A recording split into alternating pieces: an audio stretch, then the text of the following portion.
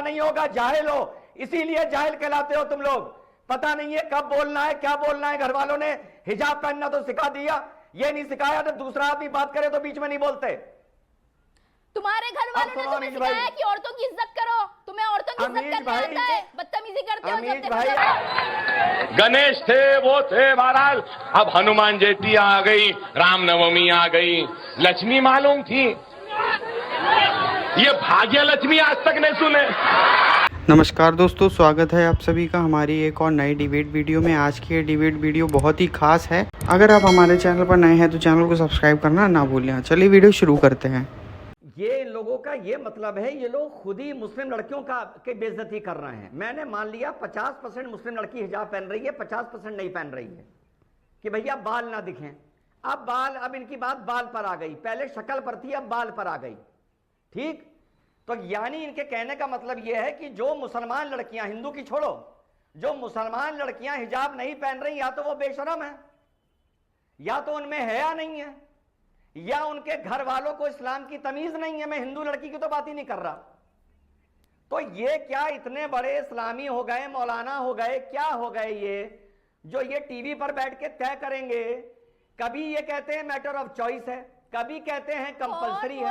अगर कंपलसरी है, अगर कंपलसरी है तो पहले सारी मुसलमान औरतों को हिजाब तो पहनाओ, सारी मुसलमान औरतों को पहले हिजाब पहनाओ, अपनी जिंदगी में पहनाओ।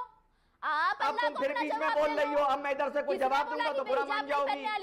तुम्हें तमीज ही नहीं है, तुम्हें तमीज ही नहीं सिखाई तुम्हारे घर वालों ने। अरे तमीज सीखो, तमीज सीखो। रिजवान मेरा नाम है, अरे फलक बाजी रिजवान मेरा नाम है। बीच में मत बोलो, बीच में मत बोलो, तमीज सीखो। जब तक ये तब तक वो मुसलमानों के खिलाफ अरे तमीज सीखो ना, अरे बाजी तमीज सीखो, अरे बाजी तमीज सीखो। मैं बोल रहा हूँ ना, मुसलमानों के खिलाफ इस्लाम अरे जब तुम बोल रहे थे तो मैं बोल रहा था क्या? अरे जब तुम बोल रही थी मैं बोल रहा था क्या बाजी? मुसलमानों के खिलाफ बोलता है। अरे जो तुम बोल रही थी तो मैं बोल रहा था क्या? अरे जब तुम बोल रही थी मैं बोल रहा था क्या बाजी? ये बताओ, तुम्हारे घर वालों ने हिजाब की तमीज सिखा दी, पर कब बोलना है कब नहीं बोलना ये नहीं सिखाया। सबसे पहले ये सिखाना चाहिए था तुम्हारे घर वालों को, जो मेरे घर वालों ने सिखाया कि अगर फलक बोल रही है तो रिजवान बीच में नहीं बोलेगा। मुझे बताए, आप सर्टिफिकेट मत दीजिए। ठीक ठीक, अरे हिसाब तुम्हारा होगा पर वक्त तुम्हारा नहीं होगा, जाहिल हो, इसीलिए जाहिल कहलाते हो तुम लोग। पता नहीं है कब बोलना है, क्या बोलना है। घर वालों ने हिजाब पहनना तो सिखा दिया, ये नहीं सिखाया तो दूसरा आदमी बात करे तो बीच में नहीं बोलते। तुम्हारे घर वालों ने तुम्हें सिखाया कि औरतों की इज्जत करो, तुम्हें औरतों की इज्जत करना आता है, बदतमीजी करते हो जब देखो। अरे यार इसको चुप कराओ, बेशरम आदमी। अरे इसको चुप कराओ भाई। तुम्हारे घर वालों ने अरे इसको चुप पर्सनल क्यों हो रहा है? क्योंकि तुम पर्सनल हो रहे हो, मुझे पर्सनल होना पड़ रहा है।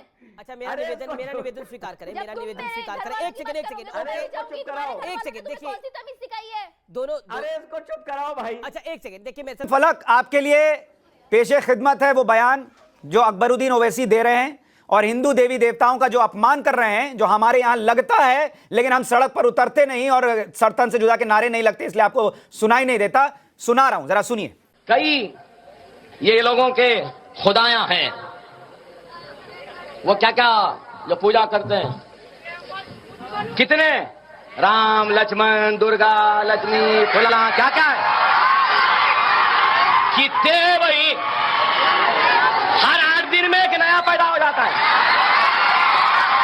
अब तो नए आ गए, गणेश थे वो थे महाराज, अब हनुमान जयंती आ गई, रामनवमी आ गई, लक्ष्मी मालूम थी, ये भाग्य लक्ष्मी आज तक नहीं सुने।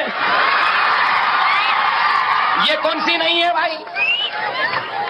और दुर्गा सुने, ये सुने। बहरहाल मैं क्या बोलूं, कैसे कैसे नामा है। ये मुबारक महफिल में वो मनुष्य नामों को लेके खराब करना नहीं चाहता। बहन सईदा फलक, वैसे तो एक पूरी भीड़ है जिसको बहुत मजा आया सुनकर। ये सिर्फ अकबरुद्दीन ओवैसी नहीं है, पूरी भीड़ है जिसको मजा आया, वो चीयर कर रही है, बहुत मजा आ रहा है हिंदू देवी देवताओं के अपमान पर। अब मुझे नहीं, एक मिनट सुनिए, मुझे सिर्फ इतना बताइए, अकबरुद्दीन ओवैसी की क्या सजा?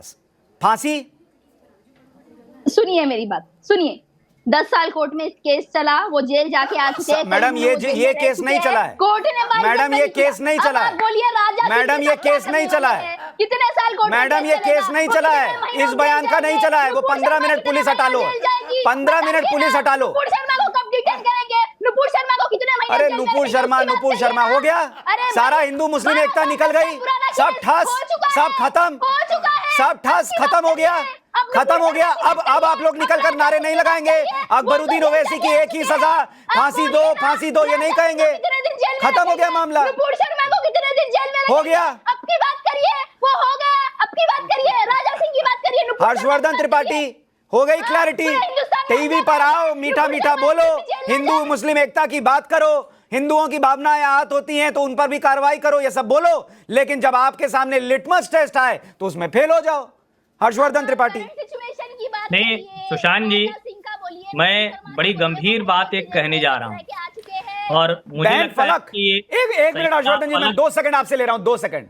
बहन सैयदा फलक, मैं आपसे आप पॉलिटिकल बातें कर रही हैं, मैं आपसे चर्चा कर रहा हूं, सब कुछ अच्छी बात है, लेकिन मैडम मैं बस इतना कह रहा हूं कि हिंदुओं की भावनाएं आहत होती हैं, इसको प्लीज हल्के में मत लीजिए, बिल्कुल हल्के में मत लीजिए मैडम। नहीं अपने नेता को डिफेंड करके आप वही काम कर रही हैं